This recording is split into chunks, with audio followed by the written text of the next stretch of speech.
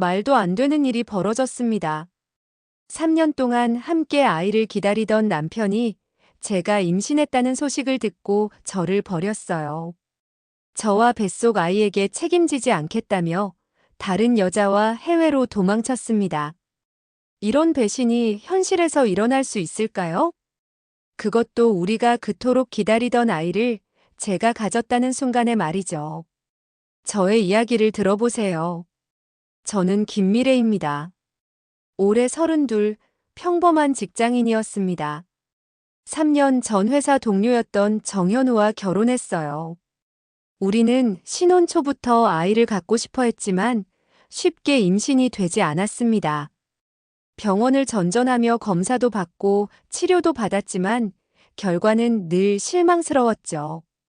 미래야, 괜찮아. 우리에게는 시간이 있잖아. 조급해하지 말고 천천히 기다려보자. 현우는 늘 이렇게 말하며 저를 위로해 주었어요. 임신 테스트기에 한 줄만 나올 때마다 실망하는 저를 안아주던 그의 모습이 아직도 선명합니다. 그래서 저는 더욱 믿었습니다. 우리가 함께라면 언젠가는 꼭 아이를 가질 수 있을 거라고요. 그렇게 3년의 시간이 흘렀고 2023년 봄 기적 같은 일이 일어났습니다. 평소와 같던 어느 날 아침 몸이 유난히 피곤하고 속이 좋지 않아 임신 테스트기를 해봤는데 드디어 두 줄이 선명하게 나타난 거예요. 드디어 우리 아이가. 눈물이 왈칵 쏟아졌습니다. 3년 동안의 기다림이 끝났다는 기쁨에 온몸이 떨렸어요.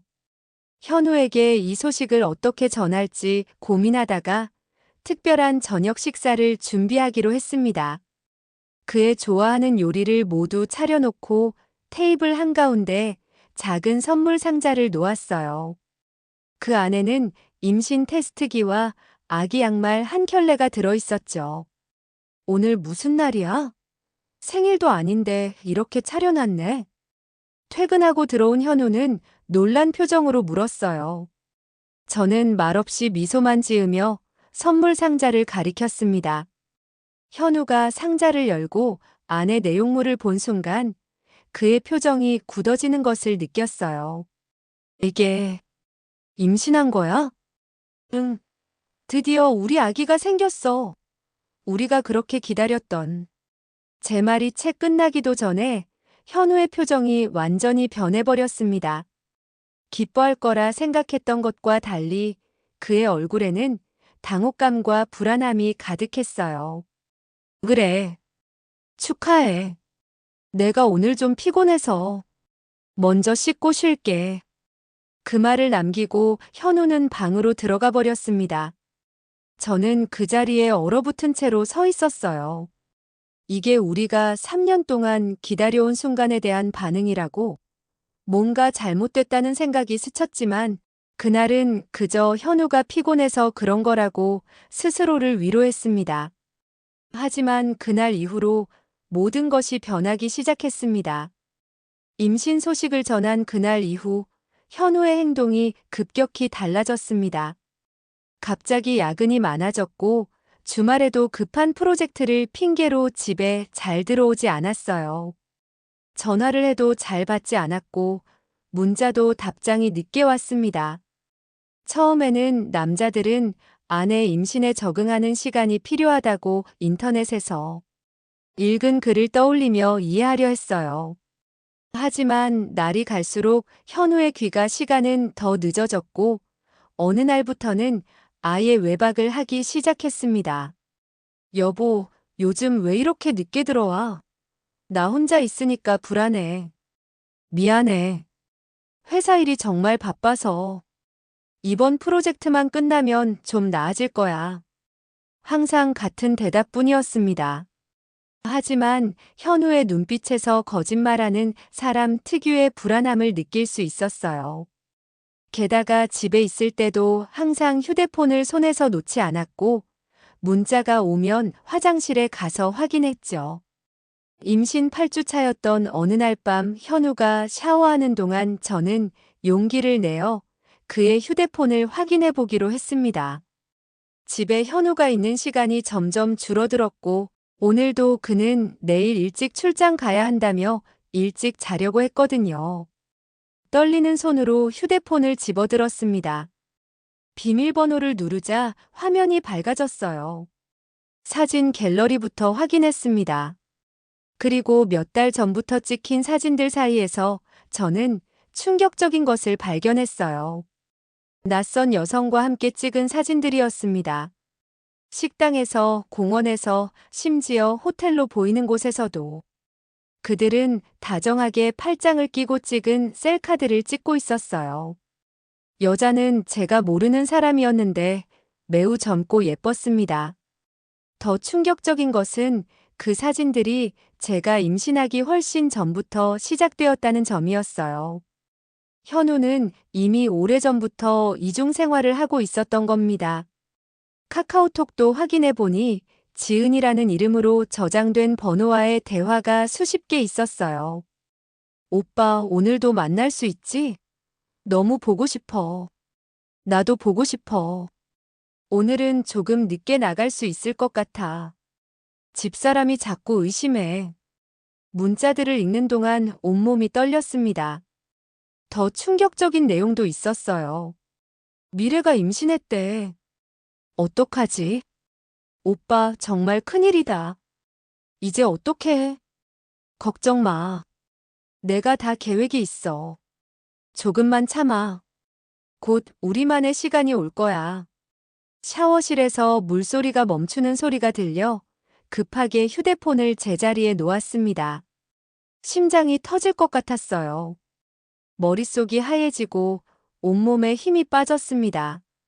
보고 싶지 않았던 진실을 확인한 순간이었어요. 다음 날 아침, 저는 마치 아무 일도 없었던 것처럼 행동하려고 노력했습니다. 현우가 출장 가방을 챙기는 동안 평소처럼 아침 식사를 준비했고, 그가 나갈 때도 다녀와라고 인사했어요. 하지만 문이 닫히는 순간, 저는 주저앉아 울음을 터뜨렸습니다. 어떻게 이런 일이 있을 수 있을까요? 우리는 3년 동안 아이를 갖기 위해 노력했고, 드디어 그 소원이 이루어졌는데, 현우는 이미 다른 여자가 있었다니요. 그것도 제가 임신하기 전부터요. 그날 하루 종일 생각했습니다.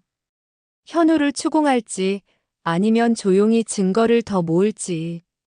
결국 직접 물어보기로 결심했어요. 더 이상 이런 불안한 상태로 지낼 수 없었으니까요. 그날 저녁 현우는 예상대로 늦게 들어왔습니다. 술 냄새가 진하게 났어요. 현우야, 우리 이야기 좀 해야 할 것 같아. 제 말에 현우는 경계하는 눈빛으로 저를 쳐다봤습니다. 무슨 얘기? 지은이라는 사람. 알지? 현우의 얼굴이 순간 창백해졌습니다. 하지만 곧 표정 관리를 하며 대답했어요. 누구? 내가 왜 그런 사람을 알아? 거짓말 그만해. 다 봤어. 너희 사진들, 문자들. 모든 걸 다. 제 말에 현우의 표정이 완전히 바뀌었습니다. 더 이상 숨길 필요가 없다고 판단했는지 그의 얼굴에는 냉정함이 가득했어요. 알았으면 뭐 어쩌라고. 그래, 지은이랑 만나고 있어. 벌써 1년 넘었어. 어떻게 이럴 수 있어? 우리는 아이를 갖기 위해 그렇게 노력했잖아. 병원도 다니고. 그건 내가 원해서 한 거야. 난 사실 아이 같은 거 필요 없었어. 그 말에 제 세계가 완전히 무너졌습니다. 3년 동안 우리가 함께한 모든 것들이 거짓이었다니. 임신을 위한 노력, 서로를 위로하던 순간들, 모든 게 거짓이었다는 말인가요? 그럼 지금 내 임신은? 솔직히 말할게.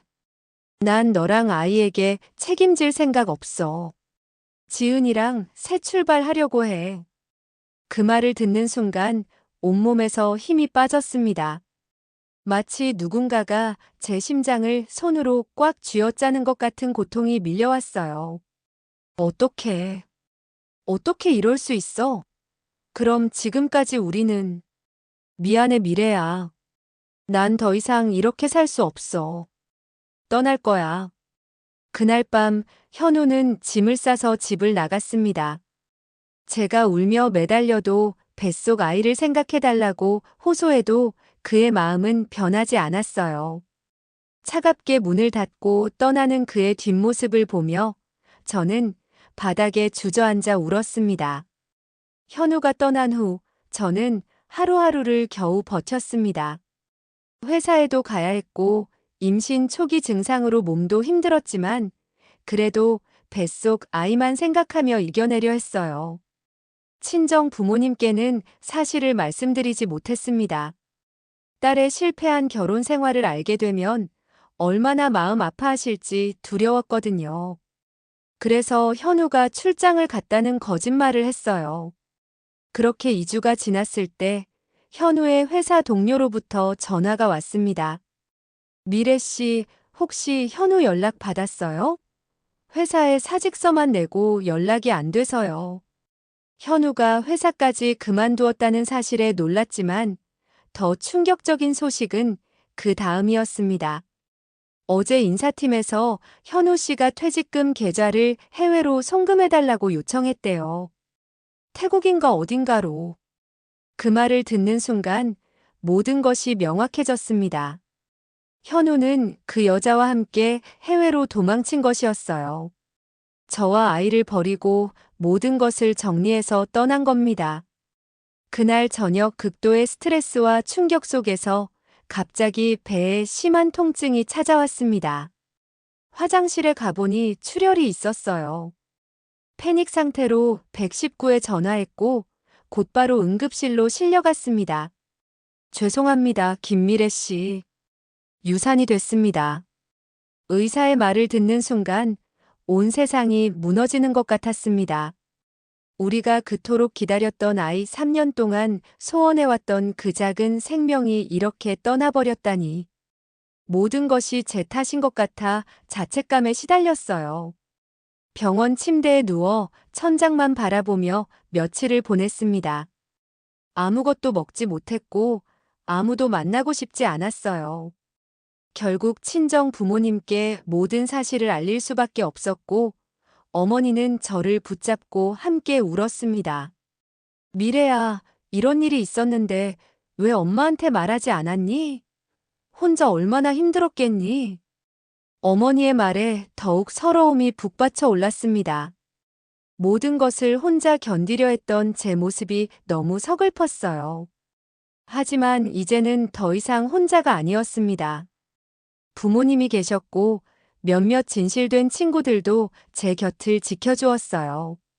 퇴원 후 저는 현우가 남겨둔 흔적들을 정리하기 시작했습니다. 그의 옷가지들, 사진들, 추억이 담긴 물건들. 모든 것을 상자에 담아 창고에 넣었어요. 그리고 맨 마지막으로 결혼 반지를 벗었습니다. 이제 정말 끝이구나 하는 생각에 또다시 눈물이 흘렀지만 동시에 조금씩 마음의 정리가 되는 것 같았어요.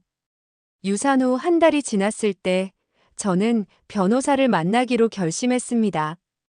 현우의 배신과 책임 회피를 그냥 넘어갈 수 없었고 법적으로 해결하고 싶었거든요. 김미래 씨의 경우 명백한 배우자 의무 위반과 불법 행위가 있습니다. 위자료 청구와 재산 분할에서 유리한 위치를 확보할 수 있을 겁니다. 변호사의 말에 조금이나마 위안을 얻었습니다. 최소한 법적으로는 제가 보호받을 수 있다는 사실이 다행이었어요. 그날로 이혼 소송과 위자료 청구 소송을 제기했습니다. 소송이 진행되는 동안 예상치 못한 일이 일어났어요. 법원에서 현우의 주소지를 확인하려 했으나 찾을 수 없었고 결국 공시송달로 재판이 진행되었습니다. 그리고 그 과정에서 현우의 계좌 내역이 공개되었는데 그가 출국하기 전 우리 공동재산 대부분을 빼돌린 정황이 드러났어요. 이건 명백한 재산 은닉입니다. 형사 고발도 가능한 사안이에요. 변호사의 조언에 따라 저는 현우를 형사 고발했습니다.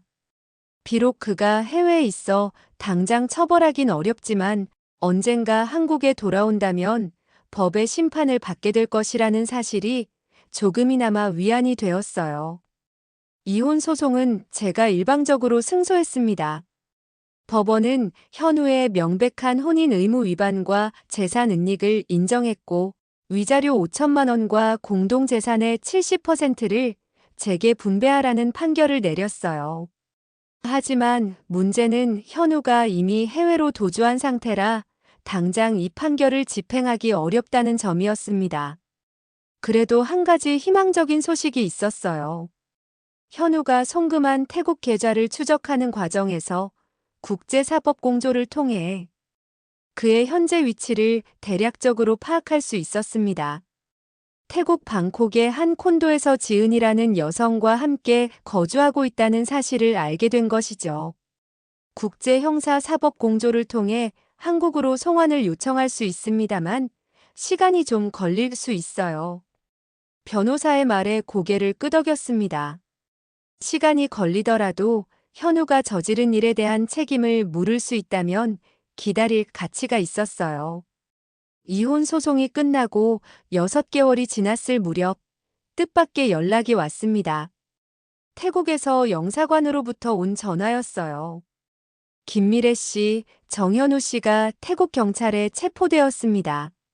체류 비자 문제와 사기 혐의로요. 그 말을 듣는 순간 복잡한 감정이 밀려왔습니다. 한편으로는 죗값을 치르는구나라는 생각이 들었지만 다른 한편으로는 여전히 가슴 한구석이 아팠어요. 더 충격적인 소식은 그 다음이었습니다. 현우가 체포된 이유가 단순한 비자 문제만이 아니었어요. 그가 태국에서 부동산 투자 사기를 벌이다 적발된 것이었고 그 과정에서 지은이라는 여성이 그를 고발한 것으로 밝혀졌습니다. 현우 씨와 동거하던 한국 여성이 태국 경찰에 그를 신고했습니다. 그녀의 진술에 따르면 현우 씨가 그녀의 돈까지 가로채 다른 여성과 도주하려 했다고 해요. 그 말을 듣는 순간 쓴웃음이 나왔습니다.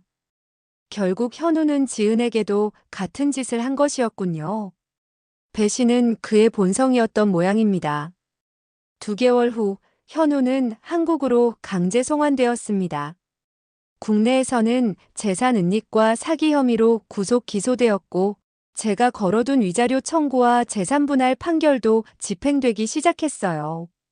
재판 과정에서 현우를 마주했을 때 그는 완전히 달라져 있었습니다. 한때 자신감 넘치고 당당하던 그의 모습은 온데간데 없고 초라하고 비참한 모습만 남아 있었어요. 하지만 그의 눈빛에는 여전히 후회보다는 분노가 더 많이 보였습니다. 정현우 씨, 피해자에게 하고 싶은 말이 있나요? 판사의 질문에 현우는 저를 쳐다봤습니다. 잠시 침묵 후 그가 입을 열었어요. 미안하다는 말은 못하겠습니다. 그냥 모든 게 계획대로 됐으면 이렇게 되지 않았을 텐데. 그의 말에 법정이 술렁였습니다. 끝까지 반성하지 않는 그의 태도에 판사도 고개를 절레절레 흔들었어요. 피고인의 비인간적 행위와 반성 없는 태도를 고려해 중형을 선고합니다. 징역 3년에 벌금 5천만 원. 판결이 내려지는 순간 저는 묘한 해방감을 느꼈습니다. 비로소 이 악몽 같은 시간이 끝나가고 있다는 생각이 들었어요. 현우의 재판이 끝나고 1년이 지난 지금 저는 많은 것이 달라졌습니다. 새로운 직장에서 일하기 시작했고 새 아파트로 이사도 했어요. 무엇보다 마음의 상처가 조금씩 아물어가는 것을 느낍니다. 유산 후 심각한 우울증을 겪었지만 상담 치료와 가족들의 도움으로 조금씩 회복되었어요. 여전히 가끔은 그때의 기억이 떠올라 가슴이 아프지만 이제는 그 아픔을 안고 살아가는 법을 배웠습니다. 얼마 전에는 현우에 대한 소식을 들었어요. 교도소에서 모범수로 지내고 있지만 출소 후의 계획은 없다고 합니다. 그의 내연녀였던 지은 씨는 다른 남자와 결혼했다는 소식도 들렸고요. 결국 모두에게 상처만 남긴 채 그의 이야기는 끝나가고 있었습니다. 오늘은 제가 유산했던 아이의 하늘 생일이에요. 해마다 이날이면 작은 케이크를 사서 촛불을 켜고 편지를 씁니다. 비록 만나지 못했지만 그 아이는 제 인생에 큰 의미가 있는 존재니까요. 사랑하는 우리 아기에게 엄마는 오늘도 너를 생각해. 내가 떠난 후 엄마는 많이 아팠지만 이제는 조금씩 나아지고 있어. 내가 있어서 엄마는 더 강해졌고 더 단단해졌어. 그래서 고마워. 편지를 쓰며 눈물이 흘렀지만 이제는 그 눈물이 단순한 슬픔만은 아닙니다.